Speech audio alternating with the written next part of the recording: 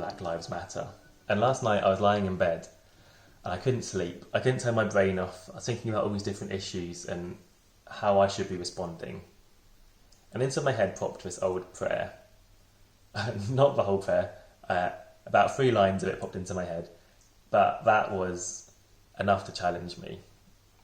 And those lines are, God, give me grace to accept with serenity the things that cannot be changed, courage to change the things which should be changed, and the wisdom to distinguish one from the other.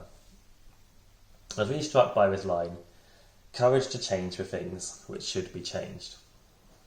And I felt challenged in 3 different ways on that. The first of that is that I need to listen and I need to learn.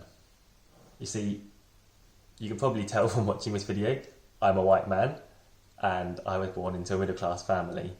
And so that means that I was born into a level of privilege which I haven't recognised for most of my life. I just don't know what it's like to suffer at the hands of systemic racism. It's just not been my experience. And so how can I know what things should be changed if I'm not listening to those voices that have been oppressed, to those voices from the black community who know all too well what it's like to suffer at the hands of racism? I was challenged that I need to get outside of my bubble, I need to do some work, and I need to educate myself about these issues. And so I just wondered if there was a challenge to us today or this weekend to find a piece of media, an article, maybe a podcast of a voice that we wouldn't normally listen to that has something to say about racism, so that we can begin to understand a different point of view. The second thing is that I was challenged to pray, which probably sounds quite obvious as a Christian, but I was reminded that God is for all people and that he burns with a righteous anger at any sort of injustice. We don't have answers and these problems can just feel insurmountable, but we believe in a God that all things are possible for and who is for us. We can't find solutions to these problems without Jesus.